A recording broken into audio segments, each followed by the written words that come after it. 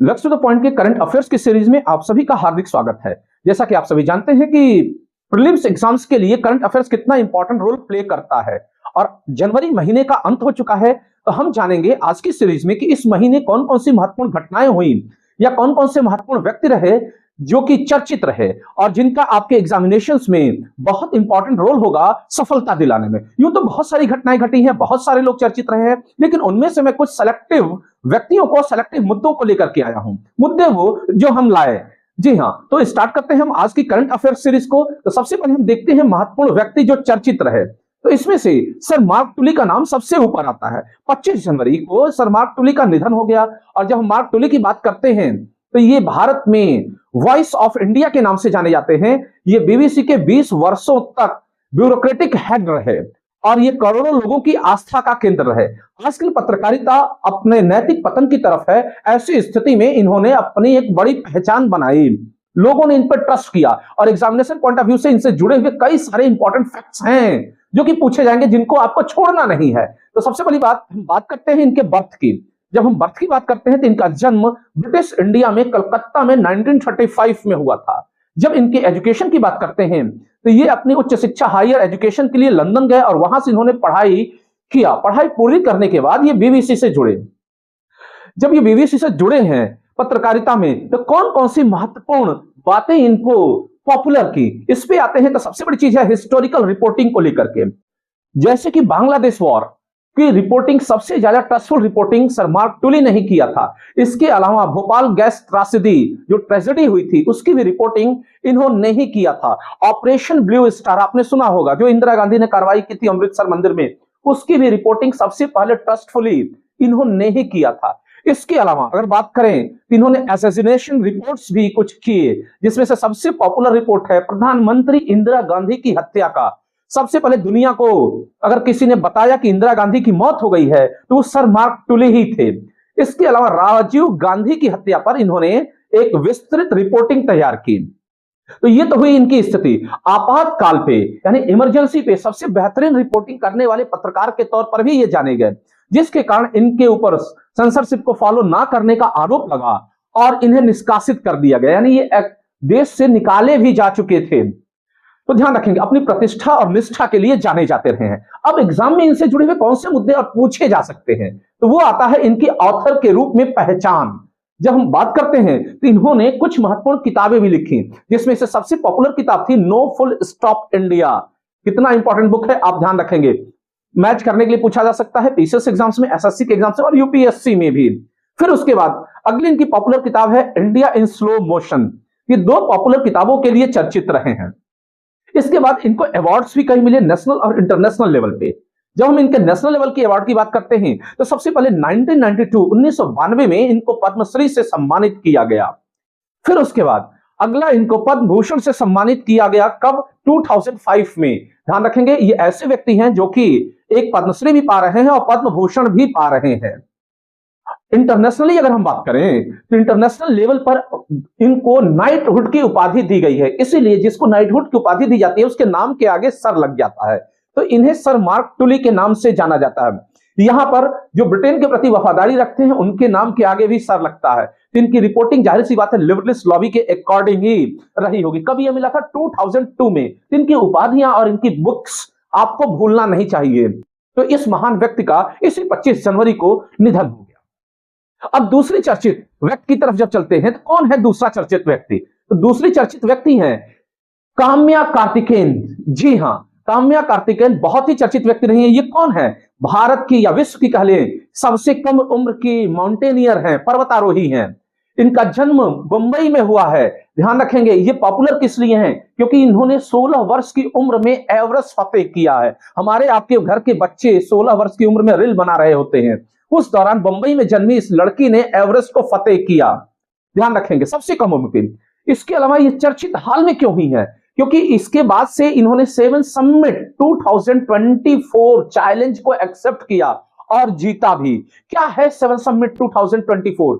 यानी इसका अर्थ है कि एवरेस्ट सहित दुनिया की 7 बड़ी चोटियों को इन्होंने लगातार एक बार क्रमवार तरीके से फतेह किया, जीत हासिल किया। सोचिए कितनी महान यह लड़की है। ध्यान रखेंगे। तो एवरेस्ट के अलावा और कौन कौन सी चोटियां थी, ध्यान रखेंगे। सेवन समिट का संबंध किसी जलवायु से नहीं है, किसी जलवायु के विकास से नहीं है, ना ही यह किसी इंटरनेशनल रिलेशंस का मुद्दा है। यह काम्या कार्तिकेयन की सफलता से जुड़ा हुआ मुद्दा है, भारत की सफलता से जुड़ा हुआ मुद्दा है। तो कौन कौन सा इन्होंने और माउंटेन फतेह किया, तो ध्यान रखेंगे माउंट किलिमंजारो, कहां पे है ये, साउथ अफ्रीका में है। ज्योग्राफी के पॉइंट ऑफ व्यू से भी इंपॉर्टेंट है। और ध्यान रखेंगे जब पीसीएस वगैरह की बात करते हैं तो जो तुरंत उभरे हुए मुद्दे रहते हैं उसी से करंट अफेयर्स पूछा जाता है, जिसको कि लड़के अक्सर मिस कर जाते हैं। तो किसको जिला, माउंट किलिमंजारो को, कहां है यह, साउथ अफ्रीका में।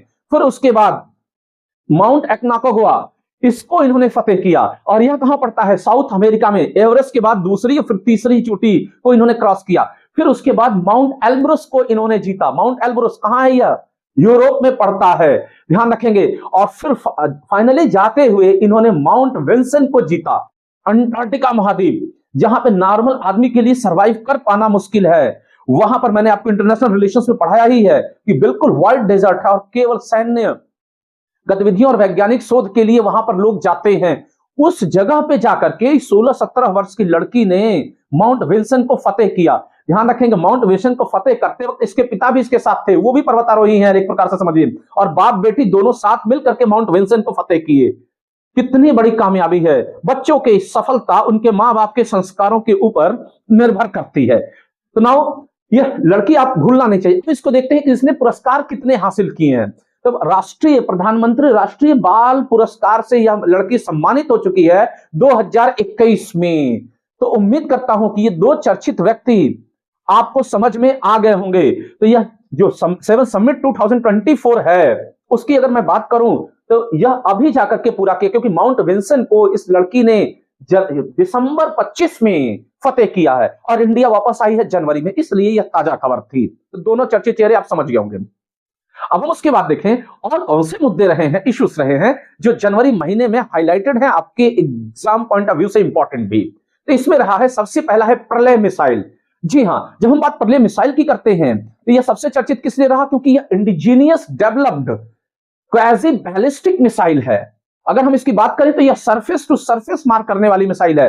ध्यान रहे, सरफेस टू एयर नहीं है, सरफेस टू वाटर नहीं है, क्या है, सरफेस टू सरफेस मार करने वाली मिसाइल है। यह दुश्मन के ठिकाने को बड़ी ही सटीकता से निशाने पर लगाती है। अगर हम बात करें तो टैक्टिकल बैटलफील्ड के लिए यह बहुत बड़ा इंपॉर्टेंट रोल प्ले करेगी। नाउ ध्यान रखेंगे भारत की जो सामरिक शक्ति है, स्ट्रेटेजिक या टैक्टिकल वॉर की एक्टिविटी है, उसको यह मजबूत बनाएगी। अगर हम बात करते हैं इसके रेंज की, इसका रेंज है 150 किलोमीटर से लेकर के 500 किलोमीटर तक। अब ध्यान रखेंगे यह मल्टीपल वॉर हैंड कैपेसिटी से लैस है, यानी कि अगर बात करें तो 350 से लेकर के 700 किलोग्राम तक पेलोड यह उठा सकती है।